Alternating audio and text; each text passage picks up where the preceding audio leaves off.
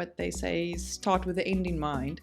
If you look back at your life, if you can imagine yourself at the end of this road, when you're 70 or 80, maybe 90 years old, let's go for 80, you're going to see a road. It is going to be winding. It's going to have ups and downs. It's going to go over mountains and through valleys and passes. But if you look back at your life, what do you hope that you would have chosen? What would you hope that you felt like during this journey? What actually was your passion? What did you enjoy doing?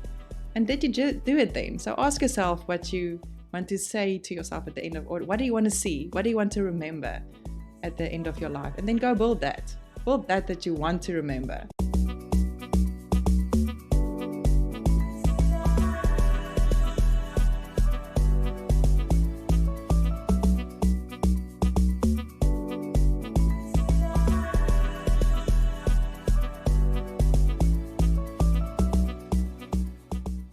Lizanne. Hello. Firstly, thank you for welcoming me to your office. You're most welcome. And I love the setup, so thank you for that. No problem. If you could take a thermometer reading right now about your overall well-being, and that thermometer reading is on a scale of 1 to 10, 10 being amazing, I don't need to change anything, 1 being I need help, where would you be? I think I'd be at 7.8. 7.8? Yes. Why? Because I feel most things are in place. I feel healthy and grounded and inspired. I also feel a little bit tired, like any business owner. So I think my habits are in place with good sleep and all of that. But I think I can definitely be at 8.5% if I do get more rest. Okay. Yeah. So you know what needs to happen to improve that number? Yeah, I think so. Okay. But I also know it is challenging. Like even our best efforts often bring us to that point. You know, a lot of things need to get done. There's a lot of balls in the air. So just a leisurely, restful life is not always on the cards, but we strive for that. How do you manage everything? I know that I want to get into the more details later on in this podcast, but since we're talking about it now, how do you manage your entire lifestyle? Being a business owner, being a person with a family, is there a system? And could you walk us through that? I guess there's a system, but it's an underlying system. I think it's more a way of seeing probably. And I think it mostly revolves around, we often talk about the big stones and the smaller stones, you know, and I think figuring out what are the important things in your life, what are the important building blocks, and making sure you spend enough time and give enough attention and effort to those things that are really important. And basically those things, what are they? They should be your health. They should be your mental health, well-being. They should be your emotional functioning and the support around you, your friends and your family. That's the starting point of everything else. If you go sideways on that area, nothing else will work out. So I think spending enough time on, you know, getting exercise, getting outdoors, making habits of spending time with your kids if you do have them, making habits of spending time with your friends, having regular catch-ups and meetings and spending time together. Those are important things, you know. It's the not urgent, but important quadrant of life. And starting there is very important, I think.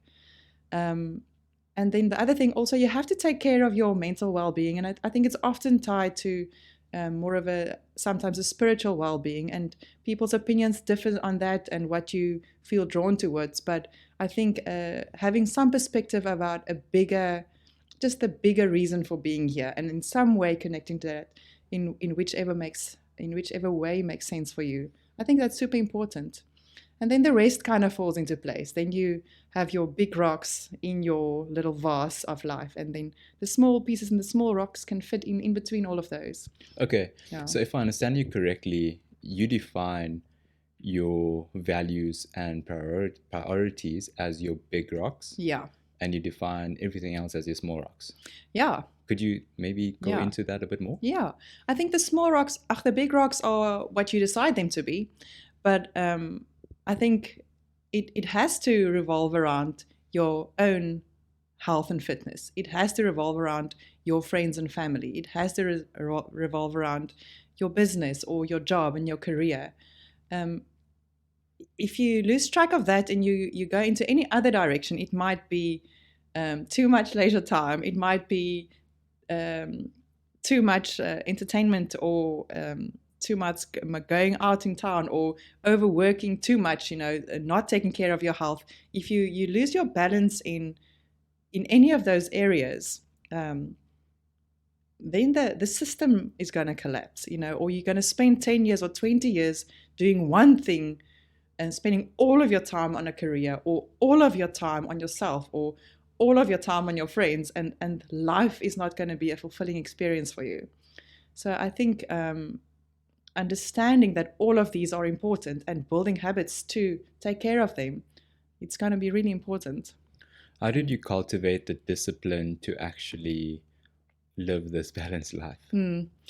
I think I bought the story. I bought the concept of, it makes sense to me what we just talked about. Like, I can see, yes, I've seen other people, and as I grew up and went through life, you can see when things go wrong because of just bad circumstances, or unhappiness, or unlucky circumstances, or disasters befalling people. But you can also see when they kind of, it was bound to happen. You can see when it's a bad habit or bad choices over a long period, that certain things happen. So I think I buy into the story of healthy habits, healthy relationships. And then if you buy into the story, if you buy into the concept, then the discipline really is just a no-brainer. If you can't do that, then really, yeah, I think then you don't really want to. Yes, if I'm understanding you correctly, you're almost saying that in order to be disciplined, it's actually finding out what's behind that. Yeah. Finding out the why behind what it is that you're doing. Yeah. And if you know the why, then actually sticking to it is going to be easy. Yeah. Then it's just building the habit, and that's that 21-day thing of, let's say, getting up at a certain time of the day, or having a little morning pattern. It becomes a habit that you don't even think about twice. If anybody listening to this podcast now, just consider their own morning habits. How does the first hour of your day look, or the first 2 hours? And how much is that? Obviously, it's an autopilot. You just do it, you have a little pattern.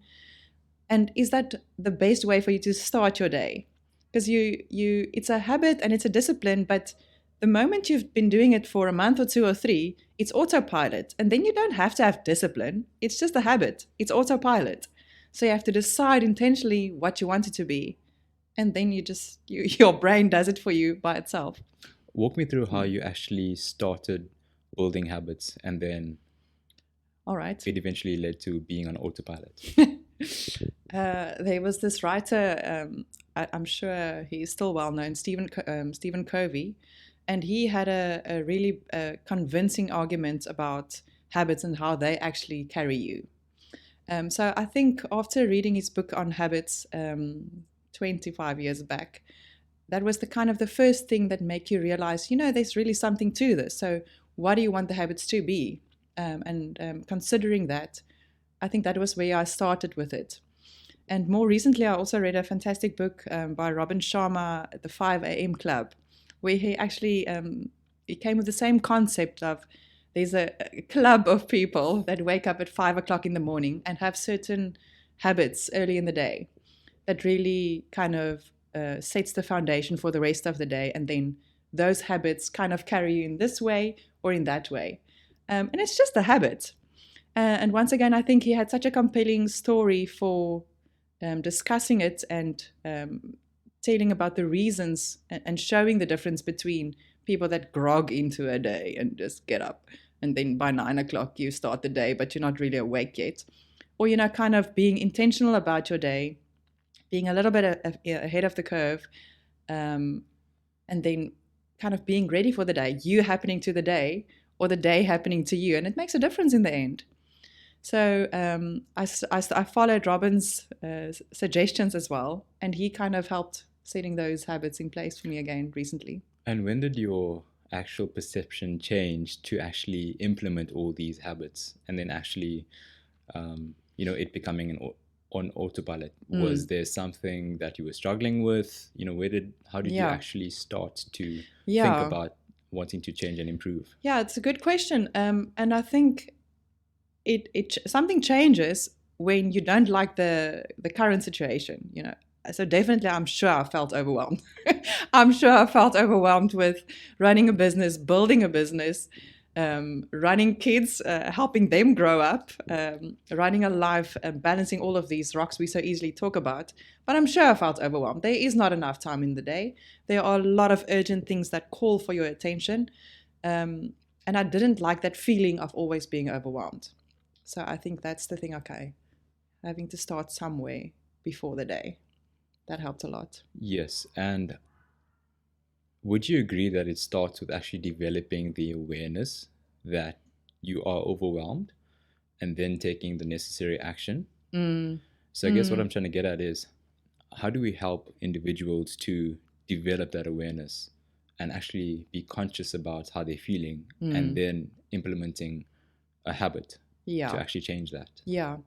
I think talking about it like we're doing now is a really great way to start, because then you realize, maybe I'm feeling the same way than that lady, or I felt that way before, or maybe I'm still going to reach that point a few years from now. But when you realize you're not the only one, it's really helpful to not feel alone and then say, okay, what worked for somebody else? That might also work for me. And that awareness it's really quite amazing and empowering. This episode is sponsored by the award-winning digital marketing agency Eco Africa Digital. Eco Africa harnesses the power of a good story and digital know-how to deliver continuous improvements in direct bookings and return on investments for their clients. With over 10 years of experience, their agency has evolved from a humble dream in Kenya to a small but mighty team of women dedicated to crafting amazing digital strategies that spread stellar stories online and get significant results for their clients. Contact the team for more information. I love that. So in preparation for this podcast, I actually asked the females in my life, what would they like to know from a successful female entrepreneur? And the next set of questions are just based on what they would like to know. The listed companies on the 24 stock markets in Africa, 5% of those companies have female CEOs. Sure. Only 5%. Sure. And these are, I would say, over 2,000 companies. Yeah. In your opinion, why is that number so low? I do not think it's because females aren't able to run those companies. I think women can be just as strong as a man running a company.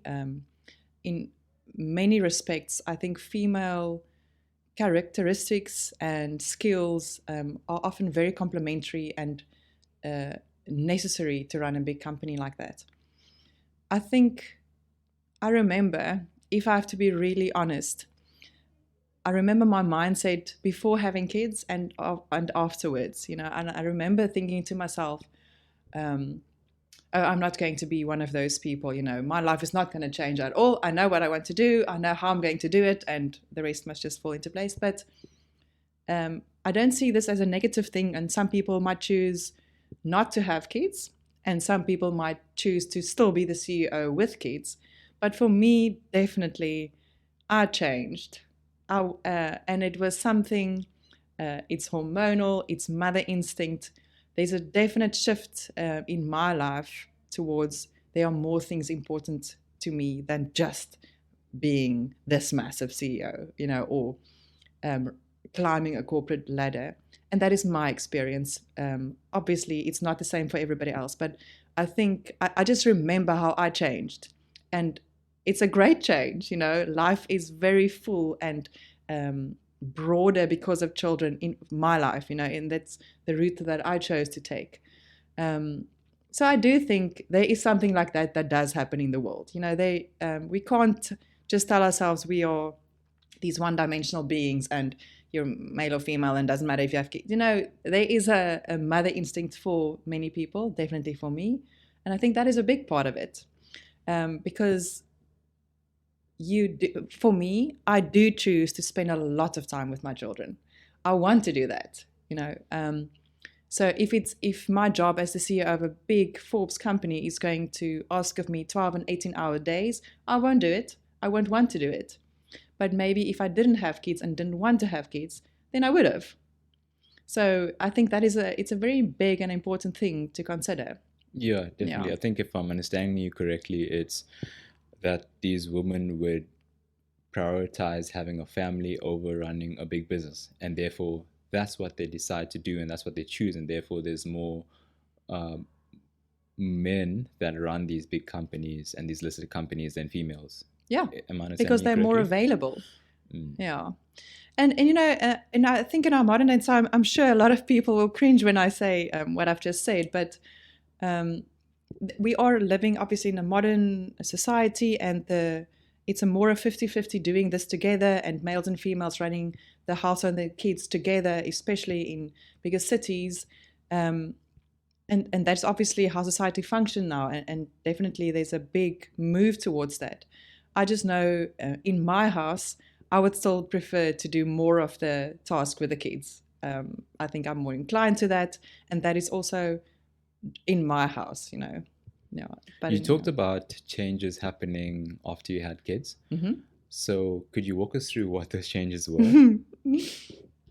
Well, when you have small kids and toddlers, they're just really time consuming. They cannot do anything for themselves, and it takes many years for them to become more self-sufficient and be able to go to school on their own, or do their homework by themselves. They need a lot of time and attention in the beginning. And also, depending on your personality and depending on your goals, if you prefer to be that kind of parent, then they can take quite a lot of time. So I remember before having kids, I felt like I had a lot of time, and I had a lot of dreams and adventures planned for what I want to do, when I want to do it, how the budget is going to work, you don't even think about energy or time. It's just like as much as I can possibly cram into a year and a month. But it changes, because then there's somebody else that becomes more important than you.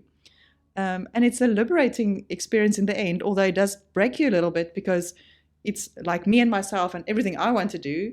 And it becomes like, whoa, this little thing, and who we and what we are, and, breaking that boundary in your head of what we are going to be as a family and what you need, little thing, and helping you grow up.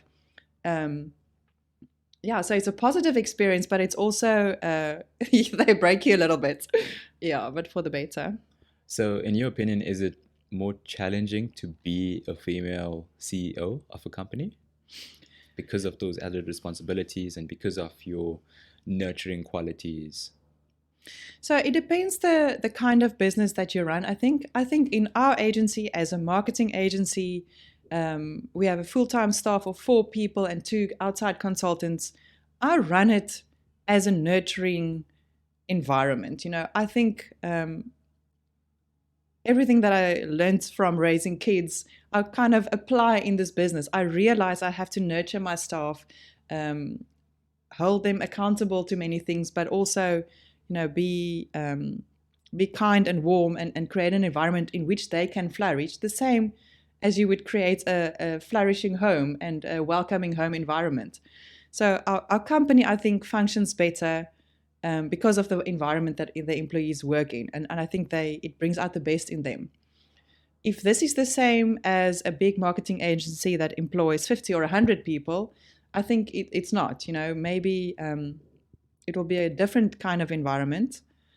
I don't know how it feels to be a male CEO. I do feel that I have a lot on my plate, but that is the only thing I've ever known. And I enjoy my life, and I enjoy my business, and I enjoy my children. So yes, it's challenging, but life is challenging. I don't feel upset about it, or I don't feel angry towards men because they don't have that.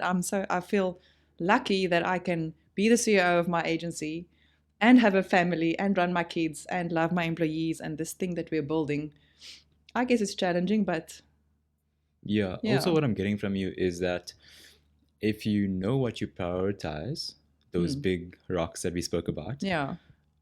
then you will make time and find a way to make time for to fit those things into your life. Yeah. Yeah. I guess it's just about, like you said, building habits, having systems, and having the discipline to stick to it. Yeah. I want to Yeah. go back to your first endeavor, which was the owner and manager of a guest house. So I read that you actually took it within your time there, which was 7 years. Yeah. You actually took it to become 300% more profitable in that span, and also make it an award-winning guest house. Walk us through the steps that you actually took to achieve that. I think it's so important. Very much similar to what you are doing at the moment with your podcast. And if it's a passion, then really doesn't feel like work. I really enjoyed the whole concept of creating experiences where I could just imagine people having a wonderful time.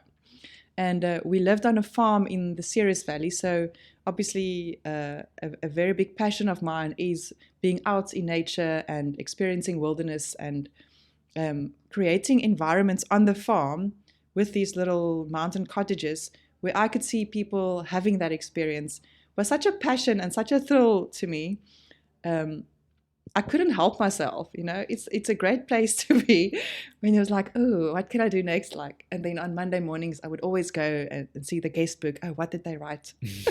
So I did fun things like building. It was this beautiful, the Skurveberg Mountains. The farm is on the edge of that, and the little cottages are just at the base of that. So I would create this mountain bath experiences with a light brown colored cement, building a bath kind of within this rocky outcrop, maybe 50 meters from the cottage. And we had solar power and piping hot water in these baths. And I kind of, my whole idea with that was I want people to kind of shed the layers of society when they come to this place that I'm creating for them and really become as close as possible to nature, because I find so much in nature. So for me to make it easy for people to spend time there, have a bath just surrounded by these rocks and this majestic mountain, it's something that I value so much that I want to share it with others. And because of that passion for it and that real enjoyment of the process, I think people liked so much what we created there. It grew by itself. So that was a really nice experience. Yeah. Also, what I'm hearing from you is that you wanted to create an experience for the guests as opposed to just a place where they could come and stay. Yeah. And have accommodation for the night. Yeah. It's an experience, which I love that. Yeah. You also started a community project, which impacted the local farmers in that area. Yeah. Could you also walk us through how that came about and what was the idea behind that? And also, could you tell us more information about that community project? Yeah. So it kind of started before I went to live on the farm in Ceres. I spent some time on my research project in Kenya for a master's degree on ecotourism and how that functions. And I got into contact about many fantastic community projects in Kenya and how they use tourism to empower the local communities with that. Because it's a little bit obvious that tourists come in, the local communities can sell their wares, or they have cultural and community dances, and they get an income from these tourists. And that is a really great and sustainable income from them, which helps them not for them to need to poach or be in conflict with the wildlife in that area. And then through that whole process, I learned about fair trading tourism, and they award the tourism establishments that do take care of local communities, have their green energy systems in place. So because of my background and the knowledge I had before going to Ceres and being aware of fair trading tourism, I applied to become accredited with them on the farm. And I felt very much enabled by the whole audit that they did, where they suggested steps on how to make sure, all right, your your governance is in place, your energy is in place, your community involvement is in place, the service you provide to guests, all of the areas of your business are in place. And it got me thinking, how can I actually make the most of contributing back to the community on this farm? So with that background, I actually had so much fun because obviously the people on a farm, the workers are a massive community on a farm as well. It touches on a family big aspect, this everybody working on the farm, because they also live on the farm.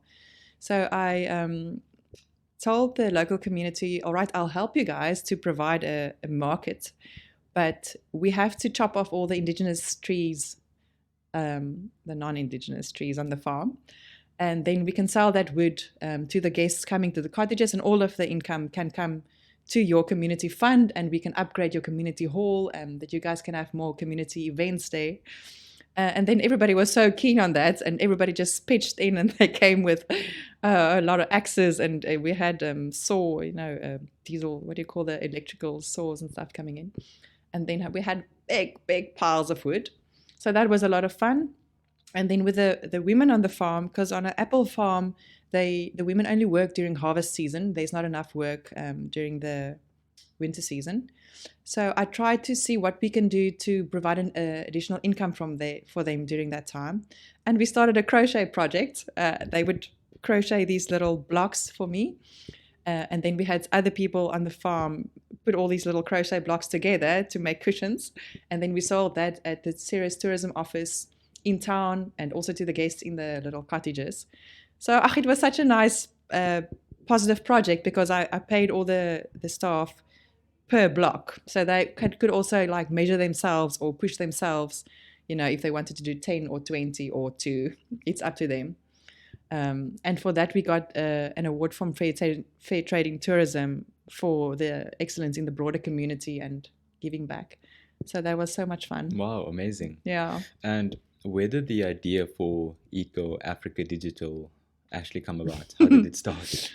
So I actually liked the name from the beginning. I worked at a marketing company 25 years back with a variation of the name, which we liked, and that company didn't exist anymore. So we kind of adapted it a little bit and then went forward with that name. And the actual idea for the company and starting it came after I moved from Ceres to Stellenbosch and realized, it was this amazing experience on the farm, running these cottages and being involved in the whole growth of the whole management of it all. But what I enjoyed most was the marketing of it, taking the pictures, doing the website, doing the social media, and I kind of had a knack for it. So I decided it's a nice, easy way to keep in the same environment, in the same industry, and start to offer the service to similar companies. And that is actually, it was because of the location that the idea for the company started. No, we're not living on a farm anymore. So what is something similar that I could take with me and then start growing that again? And how did you get your first client? I think we were actually at a breakfast or somebody's birthday, and we started chatting about what I wanted to do now, and the lady friend of mine was like, but we have this place in Kruger, can't you help us a bit with social media? And it was really a discussion like that was the first client. I said, yeah, for sure, we're starting out, I'll give you a really good rate because you're my first client. And then it developed from there. Wow, amazing. So basically putting yourself out there and attend these networking events, birthdays, whatever it may be. It was actually a personal event. A personal event. Yeah, just a birthday. Okay, but still you were willing to share, this is what I can help you with. Yeah. And hence that led to you actually getting them as a client. Yeah. Yeah. Okay, and from there, how did you actually grow your business and get more? So it's that constant, the way you start, it's the same story kind of repeating itself. So how are you? I haven't seen you in a long time. What are you doing now? Oh, we are doing social media for tourism. And then, really? And then maybe nothing comes from that conversation. But then the one in 10 or 1 in 50, maybe somebody is thinking, but we've got friends in Graaff-Reinet. They need somebody like that. Can I put you in contact with them? And then that's the second client. And then the third client is like, we've got 5 lodges spread over Africa. We need help with all of them. Can you help with the first 2 now? And then it goes well with them. Can you add the next 3 now? So you just start wherever you are. You do what you can, and then it grows from that. Okay. Yeah. And fast forwarding a bit to when COVID hit, Yeah. how did that affect your business?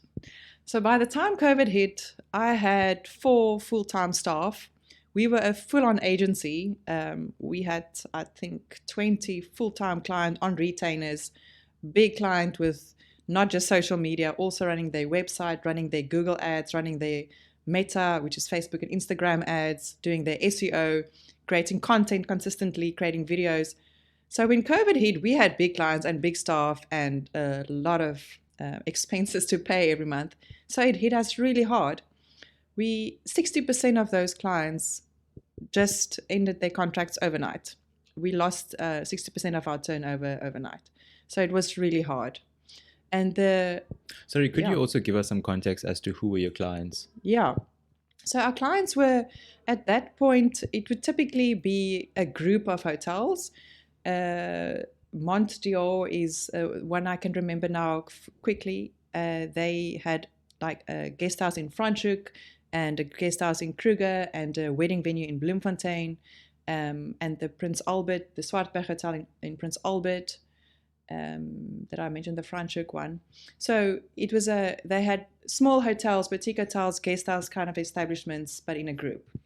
So which of course depended on people being in there. Yeah. And hence they closed. Yeah, definitely. And ended their contracts. The other bigger client at that point was Fox's Safari Camps.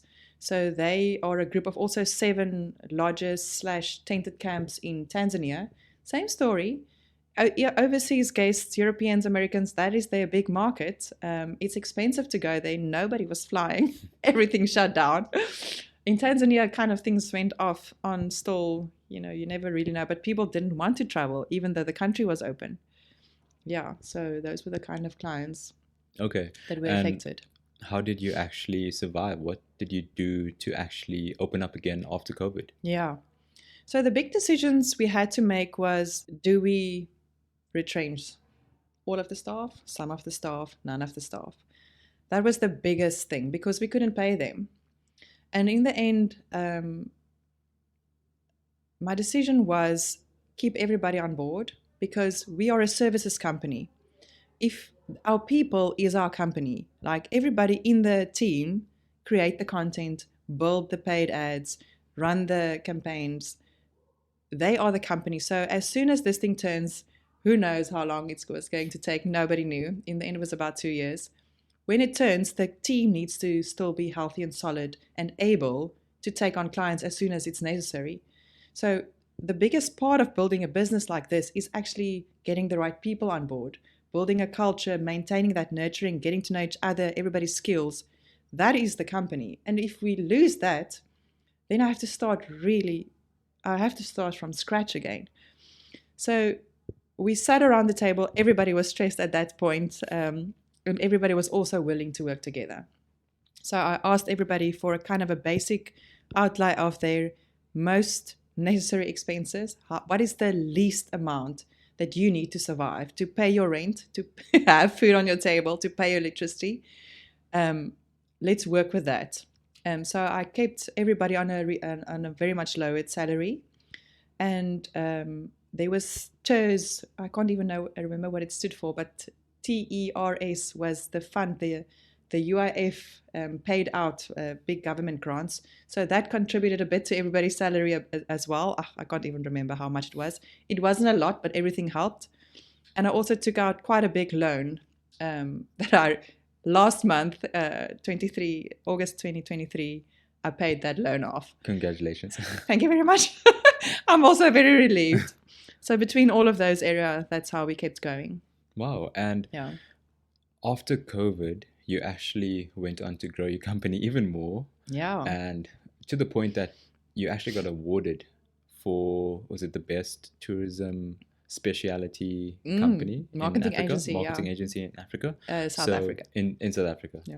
So what did you have to do after COVID to actually get back on track and then eventually become an award-winning company? Yeah. It's the most interesting thing. Our company, in a big way, is where it is today because of COVID, because of that disaster. Because we were all so overwhelmed with the situation, and the whole world was so overwhelmed that the boundaries became more fluid.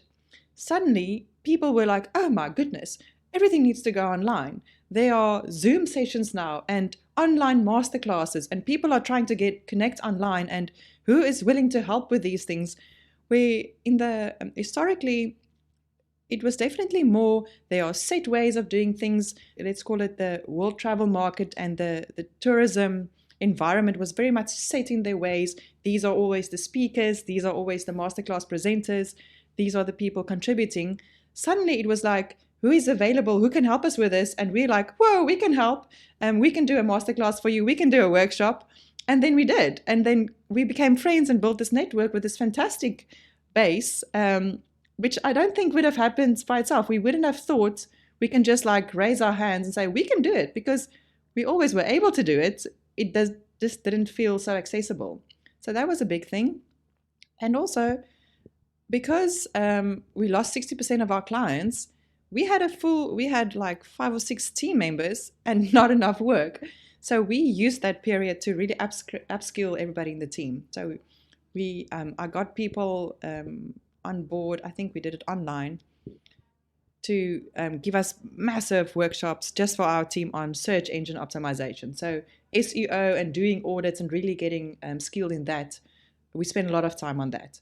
And we started saying, okay, what else can we do that adds value? We started creating social media content planners with ideas of what to post if you're a tourism establishment for 5 days of the week for every month of the year, and started selling that online product. So that was a whole new income stream for us, a product that can actually be scalable. We also spend a lot of time just on Google training, on Meta training. So the team really kind of got a bit more depth, with training and being more exposed to other areas and new skills. And suddenly when things started turning, like, whoa, now we could offer all these services that we've trained ourselves in now.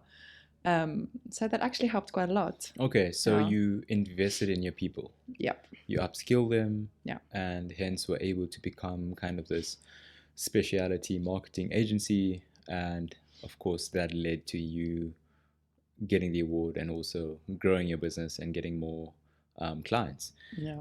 What stories were you telling yourself to kind of instill this belief that you can continue? You as Lizanne, like, where did that belief come from? I think it's just about necessity. What are you going to do? Like, how are you going to run your household if you don't have an income? How are you going to raise your kids if you don't have that income? So it's not really about, oh, I think I can do it, I'm airy-fairy, oh, I believe in myself.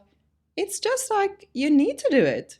So then you just do it. And if this way doesn't work, then you try that way. And if that doesn't work, then you try that. And if half of that plan works, then you take the half that worked, and combine it with that piece that works, and you build something until the whole thing works.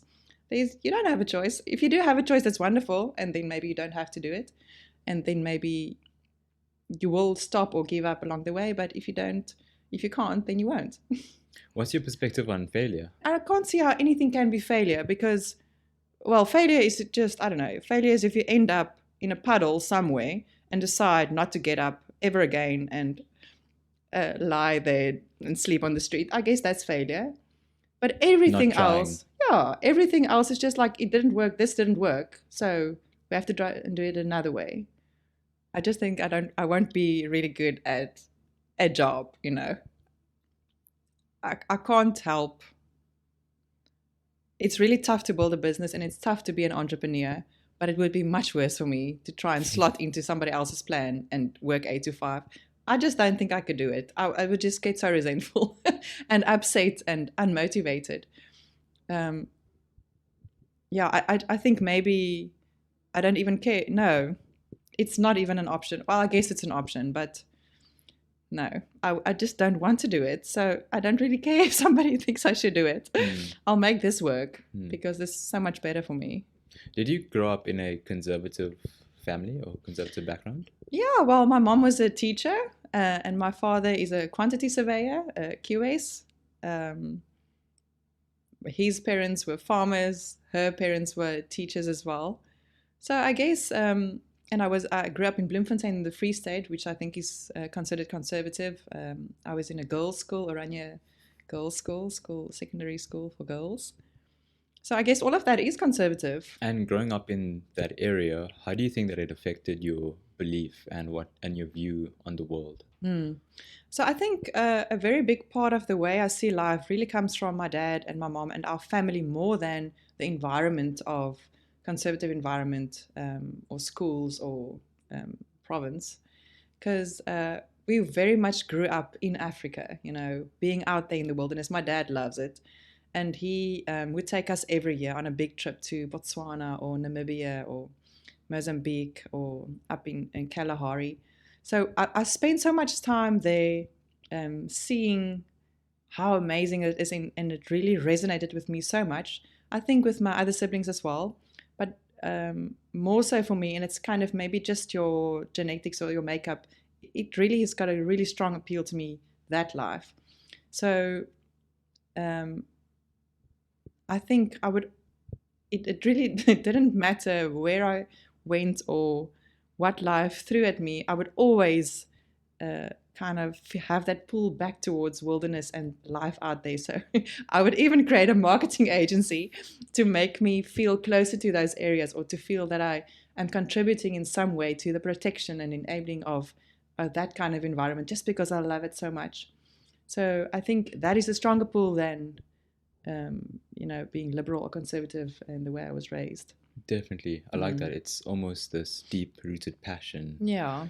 for service in Africa, if that makes sense. I want to ask you about, if you could offer some parting advice to young female entrepreneurs. What do they need to believe about themselves in order to be successful, especially being a female entrepreneur and running a successful business plus family, if that's what they want? What, of course, we spoke about so many things, so many tips today.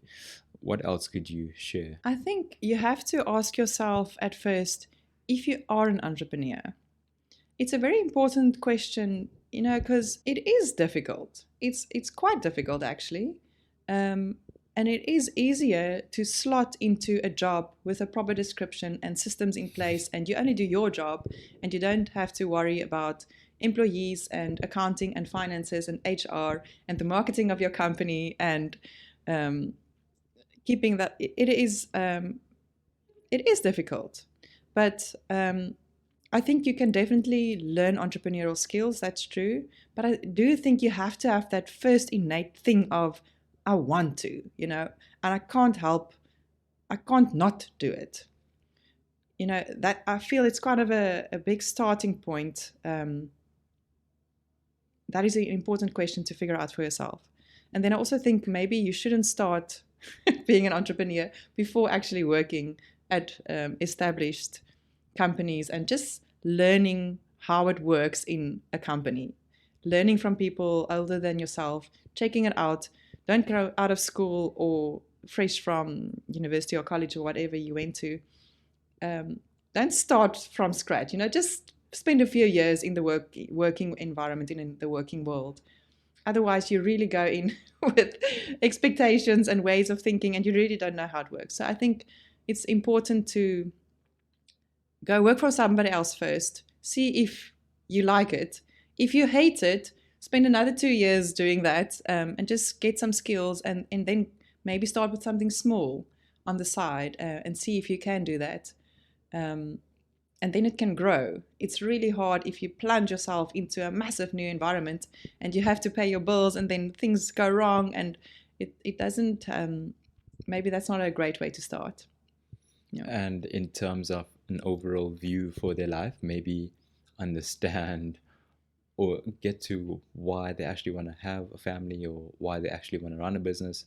Maybe the why is important. Yeah. Figuring out, like you mentioned, what is it that you can't not do? Yeah. Yeah, if you, it's always nice to, what they say, is start with the end in mind.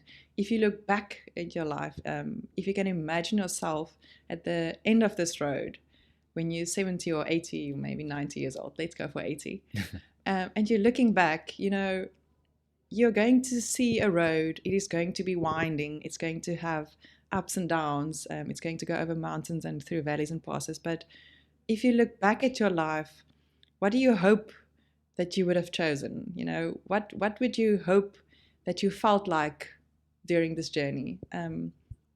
What actually was your passion? What did you enjoy doing? And did you do it then? So ask yourself what you want to say to yourself at the end of, or what do you want to see? What do you want to remember at the end of your life? And then go build that. Build that you want to remember. What do you want to see? I want to build this little thing, this tribe of people,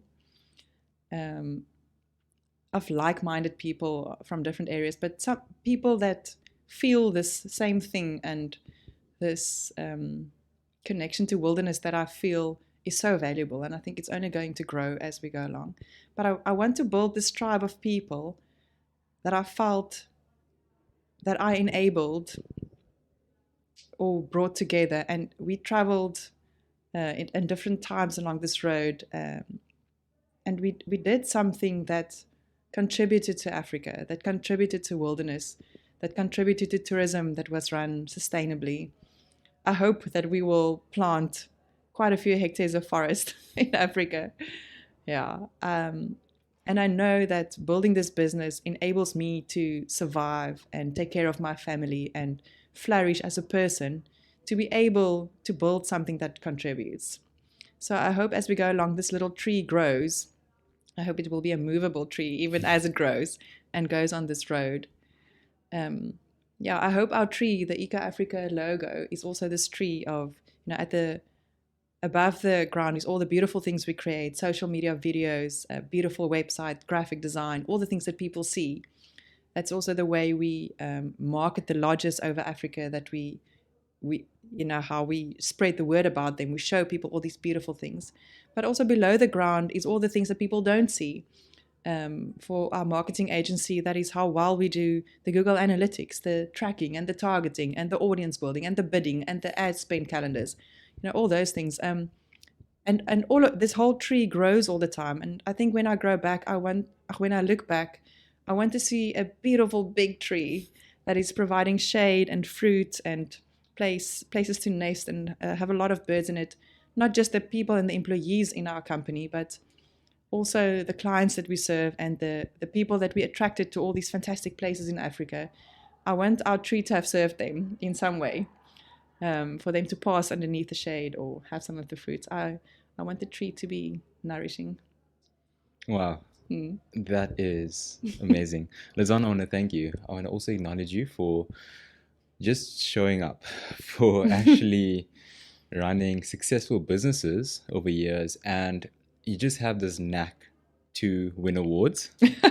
So it seems like everything that you touch just turns into gold. So sure. I want to acknowledge you for doing that and also congratulate you. And just thank you for the work that you're doing in Africa. And like you said, building this massive tree that can bear fruit to so many different people on the African continent. And I just wish you all the best in this journey, in this endeavor. And yeah, just thank you for sharing your time and your wisdom with us today. You're most welcome. And thank you for the opportunity. It was so much fun. Amazing.